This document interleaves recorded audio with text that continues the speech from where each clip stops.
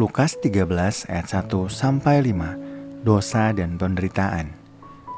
Pada waktu itu datanglah kepada Yesus beberapa orang membawa kabar tentang orang-orang Galilea yang darahnya dicampur Pilatus dengan darah kurban yang mereka persembahkan. Yesus berkata kepada mereka, "Sangkamu orang-orang Galilea ini lebih besar dosanya daripada dosa semua orang Galilea yang lain, karena mereka mengalami nasib itu? Tidak, kataku kepadamu, tetapi jikalau kamu tidak bertobat, kamu semua akan binasa dengan cara demikian.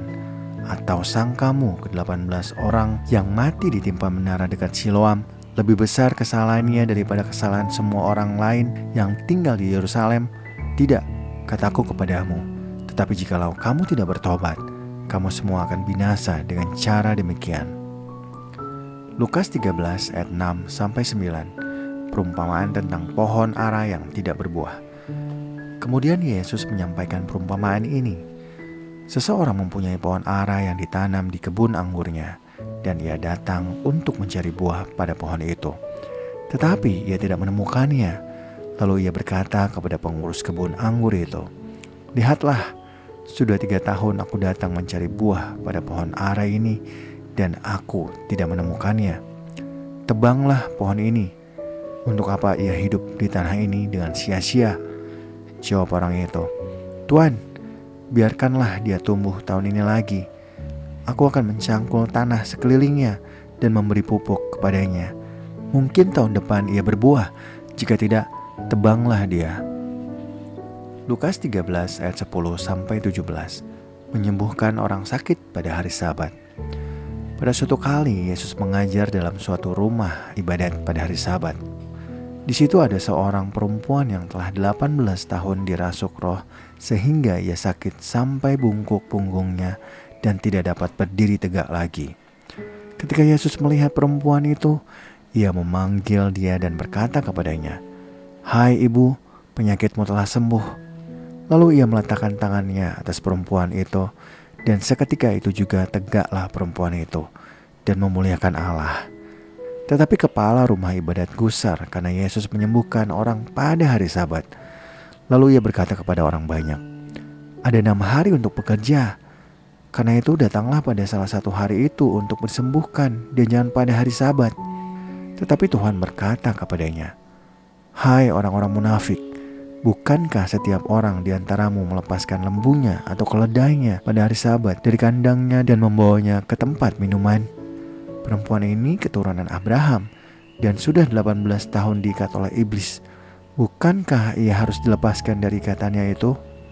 Waktu ia berkata demikian, semua lawannya merasa malu dan semua orang banyak bersukacita karena segala perbuatan mulia yang telah dilakukannya.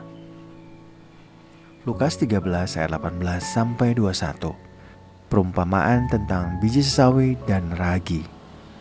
Lalu kata Yesus, "Seumpama apakah hal kerajaan Allah, dan dengan apakah aku akan mengumpamakannya? Kerajaan itu seumpama biji sesawi yang diambil dan ditaburkan orang di kebunnya. Biji itu tumbuh dan menjadi pohon, dan burung-burung bersarang pada cabang-cabangnya." Ia berkata lagi, "Dengan apakah aku akan mengumpamakan kerajaan Allah? Kerajaan itu seumpama ragi yang diambil seorang perempuan dan diadukkan ke dalam tepung terigu sebanyak 40 liter sampai mengembang seluruhnya." Lukas 13 ayat 22-30, siapa yang diselamatkan? Kemudian Yesus berjalan keliling dari kota ke kota dan dari desa ke desa sambil mengajar dan meneruskan perjalanannya ke Yerusalem. Lalu ada seorang yang berkata kepadanya, "Tuhan, sedikit sajakah orang yang diselamatkan?"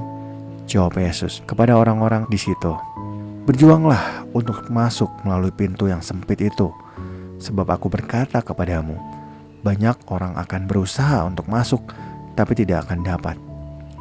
Jika tuan rumah telah bangkit dan telah menutup pintu, kamu akan berdiri di luar dan mengetuk-ngetuk pintu sambil berkata, 'Tuan, bukakanlah pintu bagi kami.' Dan ia akan menjawab dan berkata kepadamu, 'Aku tidak tahu dari mana kamu datang.' Lalu kamu akan berkata, 'Kami telah makan dan minum di hadapanmu, dan engkau telah mengajar di jalan-jalan kota kami.' Tetapi ia akan berkata kepadamu, 'Aku tidak tahu dari mana kamu datang.' Nyala dari hadapanku, hai kamu sekalian yang melakukan kejahatan. Di sana akan terdapat ratapan dan kertak gigi. Ketika kamu melihat Abraham dan Ishak dan Yakub dan semua nabi di dalam kerajaan Allah, tetapi kamu sendiri dicampakkan keluar. Orang akan datang dari timur dan barat dan dari utara dan selatan, dan mereka akan duduk makan di dalam kerajaan Allah. Sesungguhnya ada orang yang terakhir yang akan menjadi orang yang pertama, dan ada orang yang pertama yang akan menjadi orang yang terakhir. Lukas 13 ayat 31 sampai 35. Yesus harus mati di Yerusalem. Keluhan terhadap Yerusalem. Pada waktu itu datanglah beberapa orang Farisi dan berkata kepada Yesus, "Pergilah, tinggalkanlah tempat ini, karena Herodes hendak membunuh engkau."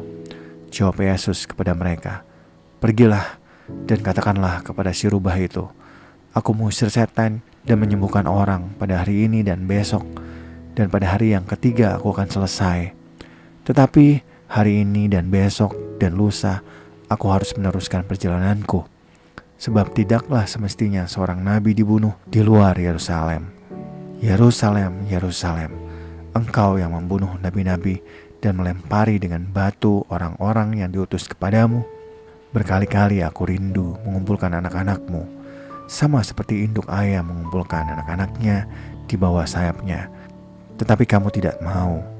Sesungguhnya rumahmu ini akan ditinggalkan.